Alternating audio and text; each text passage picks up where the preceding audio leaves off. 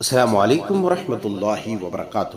محترم احباب و اخوات، امید کہ آپ سب خیر عافیت سے ہوں گے۔ اللہ تعالیٰ آپ سب کو شاداں و فرحاں رکھے۔ تاریخ اسلام کے ایک اس عظیم جرنیل، جنگجو، جاباز، شہ سوار کی سیرت طیبہ آپ سماعت فرما رہے تھے، جو اپنی خصوصیات و کمالات، علم و فضل کے اعتبار سے منفرد حیثیت کے حامل ہیں۔ آپ نے سیدنا حضرت بشیر بن سعد رضی اللہ تعالیٰ عنہ کی سیرت طیبہ کی پہلی قسط سماعت فرما لی ہے۔ اب ہم دوسری قسط آپ کی سماعتوں کے حوالے کر رہے ہیں۔ سیدنا حضرت بشیر بن سعد رضی اللہ تعالیٰ عنہ میں جہاں طرح طرح کے کمالات، خصوصیات اور خوبیاں موجود تھیں، وہاں پر آپ عمرہ رسول میں سے تھے۔ رسول اللہ صلی اللہ علیہ وسلم جب جزیرۃ العرب کے اطراف و اکناف میں لشکروں کو روانہ کرتے تو اپنے صحابہ کرام علیہم الرضوان میں سے ان کا انتخاب کرتے، جو فنون حرب و ضرب میں تجربہ کار اور پڑاؤ کے راستوں سے واقف کار تھے۔ رسول اللہ صلی اللہ علیہ وسلم نے ایک سے زائد مرتبہ سیدنا حضرت بشیر بن سعد رضی اللہ تعالی عنہ کو امیر لشکر بنا کر روانہ کیا۔ ماہ شعبان سن 7 ہجری کو رسول اللہ صلی اللہ علیہ وسلم نے بشیر بن سعد رضی اللہ تعالی عنہ کو 30 افراد کا امیر بنا کر فدق کے مقام پر رہائش پذیر بنو مرہ کی طرف بھیجا۔ حضرت بشیر بن سعد رضی اللہ تعالی عنہ رسول اللہ صلی اللہ علیہ وسلم کے حکم کی تعمیل کرتے ہوئے روانہ ہوئے اور فدق پہنچ گئے۔ وہاں بکریوں کے چرواہوں سے ملاقات ہوئی۔ ان سے پوچھا لوگ کہاں ہیں؟ انہوں نے کہا وہ اس وقت اپنے گھروں یا مجالس میں ہوں گے۔ سردی کا موسم تھا، ان دنوں لوگ پانی کے چشموں یا تالابوں پر حاضر نہیں ہوتے تھے۔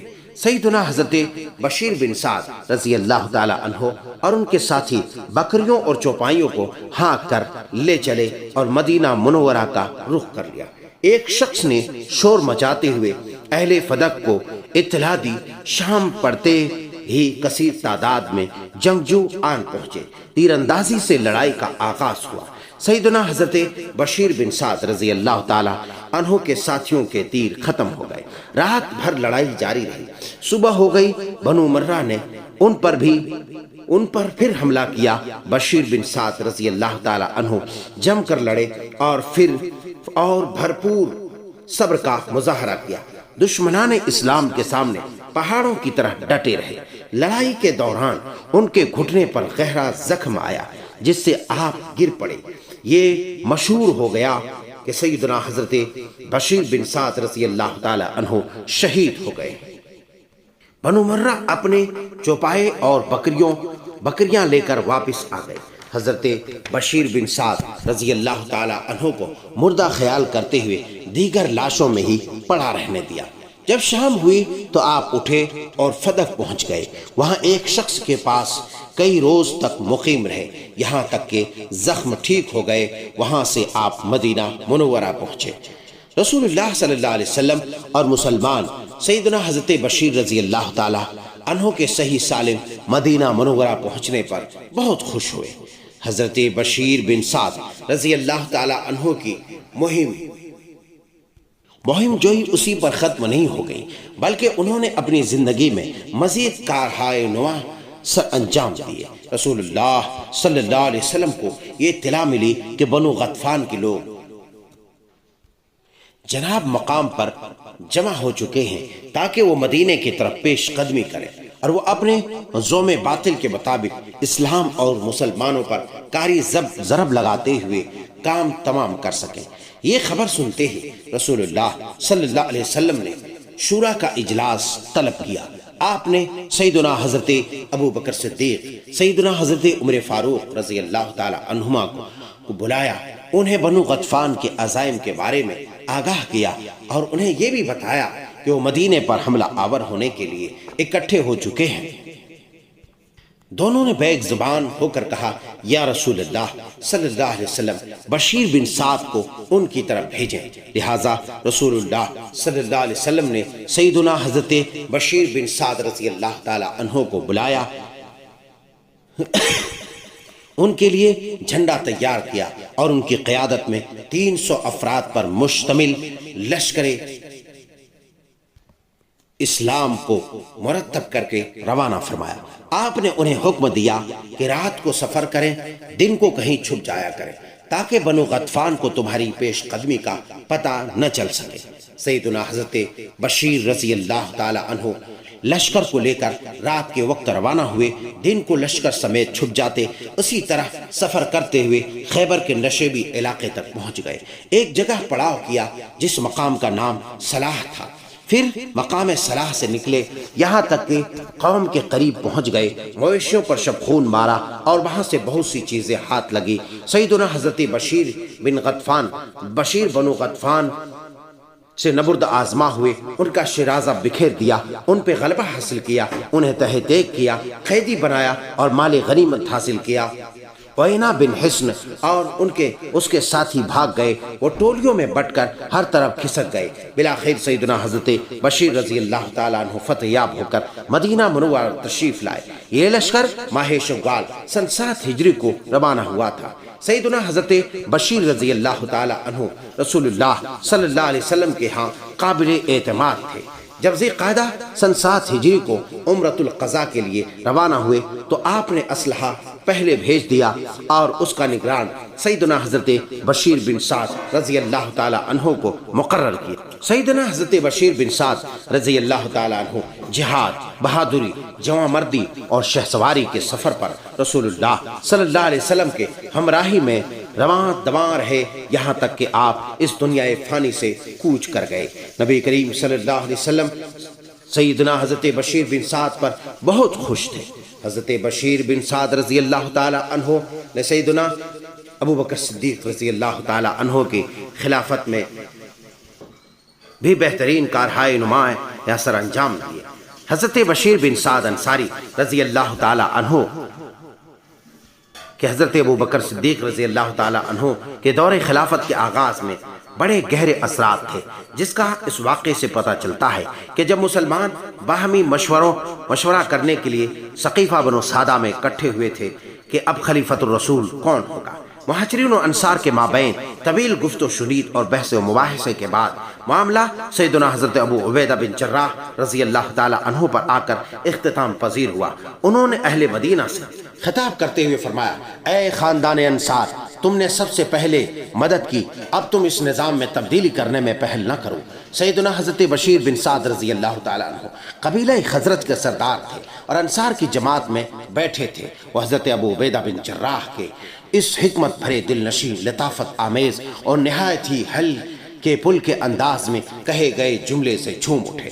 وہ اپنی قوم میں کھڑے ہوئے اور فرمایا، اے خاندان انصار، بخدا ہمیں مشرکین کے ساتھ جہاد کرنے میں ابتدائی طور پر فضیلت حاصل ہے اور دین کو قبول کرنے میں بھی سبقت لے جانے کا شرف حاصل ہے۔ ہمارا مقصد صرف اپنے رب کو راضی کرنا، اپنے نبی صلی اللہ علیہ وسلم کی اطاعت کرنا اور اپنی ذات کی بہتری کے لیے محنت کرنا تھا۔ ہمارے لیے یہ مناسب نہیں کہ ہم لوگوں کے ساتھ الجھ کر خواہ مخواہ بات کو طول دیں اور نہ ہی دنیا کو اپنا حقیقی مقصد بنانا چاہیے۔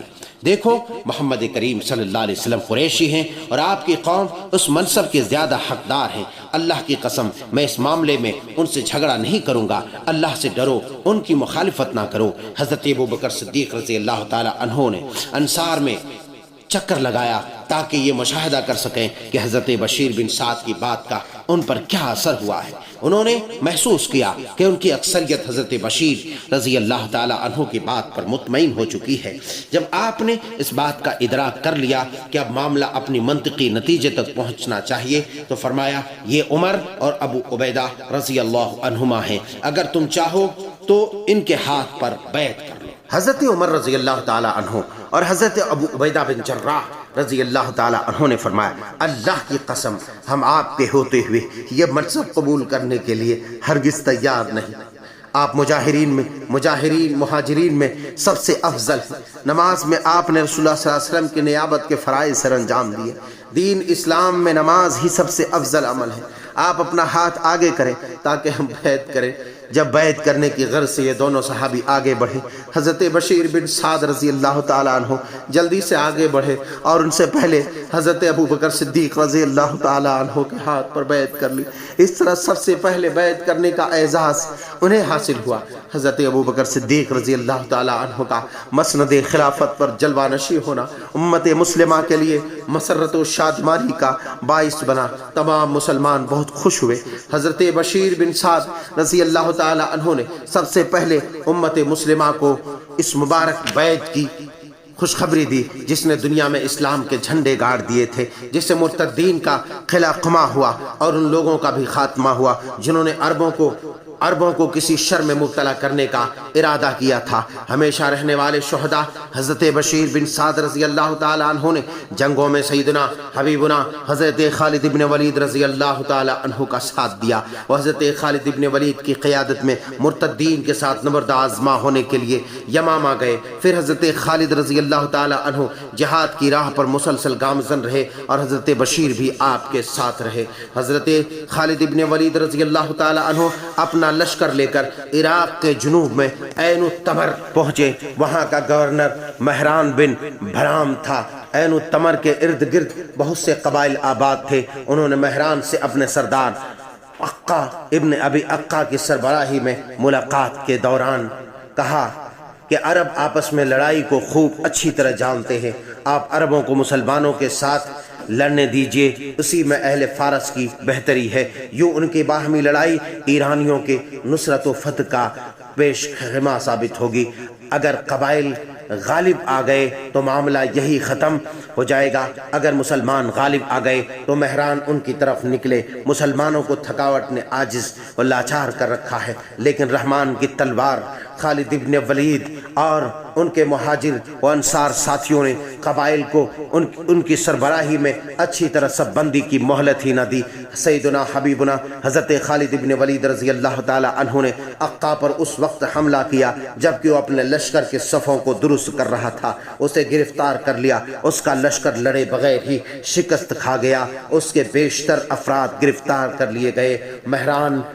بحران نے جب یہ سنا تو ان کے ہاتھوں کے طوطے اڑ گئے، وہ قلعے کو چھوڑ کر بھاگ گیا۔ حضرت خالد رضی اللہ تعالی عنہ نے قلعے پر قبضہ کر لیا۔ اس مارکے میں سیدنا حضرت بشیر رضی اللہ تعالی عنہ کو شہادت نصیب ہوئی۔ عین التمر میں انہیں دفن کیا گیا۔ انا للہ و انا الیہ راجعون۔ اللہ ان پر کروڑ رحمتیں نازل فرمائے تاکہ تاریخ کے حافظے میں یہ بات محفوظ رہے کہ زمین اور اس پر جو کچھ بھی ہے اللہ اس کا وارث ہے۔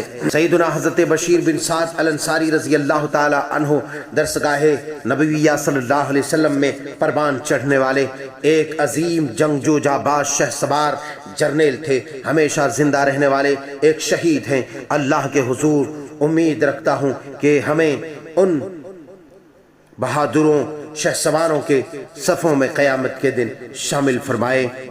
سیدنا حضرت بشیر رضی اللہ تعالی عنہ کے جہادی کارناموں کو عمدہ انداز میں بیان کرنے اور ہم سب کو اس کو صحیح طریقے سے سننے اور اس سے اخذ کرنے کی توفیق عطا فرمائے۔